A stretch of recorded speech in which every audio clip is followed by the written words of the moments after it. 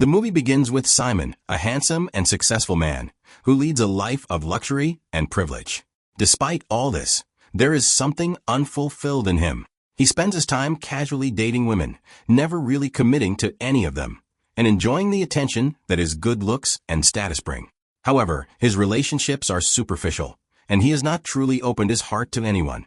Simon's carefree existence takes a turn when he meets a woman named Sophia at a party hosted by his best friend, Penélope. Unlike the other women Simon has been involved with, Sophia captivates him in a way that makes him feel something deeper.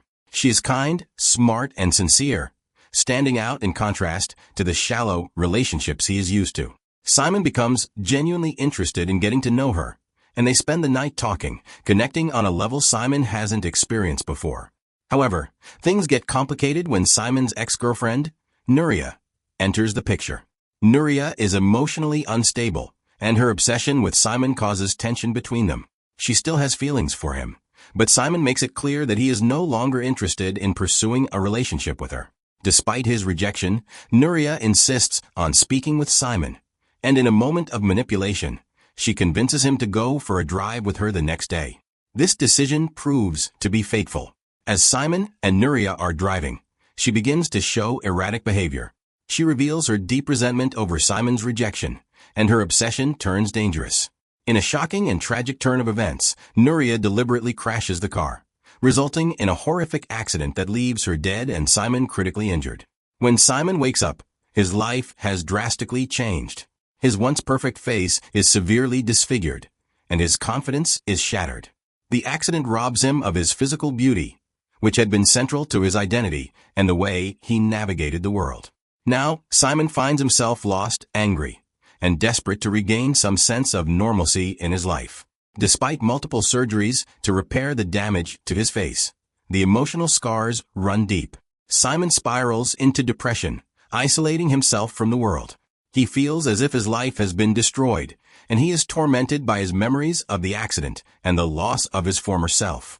His relationships, especially with Sophia, suffer as he struggles to come to terms with his new reality. But the chief doctor presents him with a mask, eerily similar to the one he wore in prison. Determined, Caesar takes a pencil and notebook, sketching Sophia's face from memory. Following the accident, Caesar becomes more distant from Sophia, observing her from afar and eventually confronting her for not reaching out to him. She touches his disfigured face with regret, expressing sorrow for what he has endured.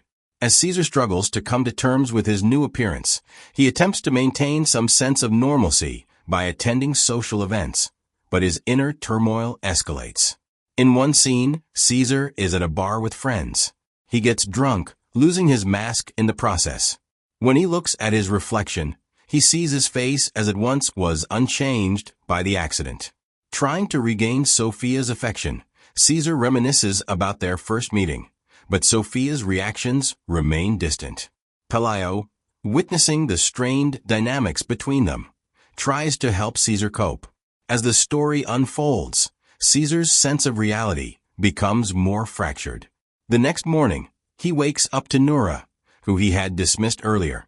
Startled, Caesar initially recoils, but soon realizes it is actually Sophia. She apologizes and kisses him, rekindling a moment of peace. However, as they stroll through the park, Caesar experiences an overwhelming sense of déjà vu. The narrative transitions back to Caesar's imprisonment, where the doctor notes that he uttered the name Lee during one of his dreams. Caesar claims no recollection of this name, but memories start flooding back, particularly of a peculiar office where he was before surgery, signing some questionable papers. The psychiatrist suggests that these documents might have been consent forms for his operation, but Caesar remains uncertain. Reflecting on a pre-surgery meeting, Caesar recalls the chief physician discussing advanced, almost science fiction-like equipment. Though Caesar had initial doubts about the possibility of restoring his face within 2 weeks, he ultimately decided to proceed, believing he had nothing left to lose. Despite his skepticism, the equipment seemed capable of extraordinary things, hinting at the blurred lines between reality and fantasy that underpin the film's themes. Post-surgery, Caesar's face appears to have been restored. Sophia visits him, and upon removing his mask, she is overjoyed to see his original face again. However, the peace is short-lived. That night, Caesar wakes up in a panic, his face once again grotesque in his reflection, only to realize it was another dream. In the mirror, his face appears normal, but his reality is far from stable. Back at Sophia's apartment, Caesar confronts her, desperate for answers. The photos and drawings on the wall depict a woman named Nura instead of Sophia. Confused and convinced he's part of a greater conspiracy, Caesar goes to the police. But even the investigator confirms Sophia's identity through valid documents, much to Caesar's frustration. At a bar, a mysterious man approaches Caesar, offering him cryptic insights. The man insists that Caesar is not insane, but rather experiencing dreams so vivid they are indistinguishable from reality. The ability to differentiate between dreams and real life has become nearly impossible for Caesar. The psychiatrist later decides to hypnotize Caesar in an attempt to uncover the truth. Under hypnosis, Caesar recalls a woman named Lee directing him to visit a strange office in his dream. There, a peculiar man had offered Caesar a contract, and in another vision, a disfigured Caesar considered taking pills to end his life.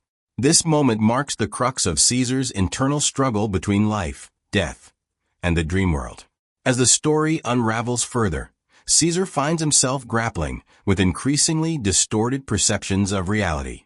He even suspects that Lee is associated with a life extension company, potentially explaining the surreal events he's been experiencing. This company specializes in freezing individuals to allow them to live out their lives in dreamlike simulations, a form of escape from grim realities. Eventually, Caesar learns that he likely signed up for such a program and has been living in a manipulated dream ever since, but his subconscious has turned it into a nightmare. The psychiatrist advises Caesar to metaphorically remove his mask, to confront the real version of himself, but Caesar's frustrations continue to mount. In a climactic moment, Caesar finds himself on a rooftop, where he encounters the mysterious man from his dreams. The man explains that 150 years have passed since Caesar's actual death. The dreamlike world Caesar inhabits now is merely a simulation, where real-life events and virtual constructs have blended together. Caesar is offered a choice.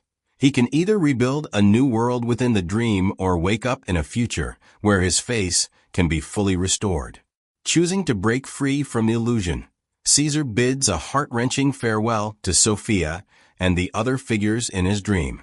He leaps from the rooftop, finally embracing reality as he hears the words, "Once more, open your eyes."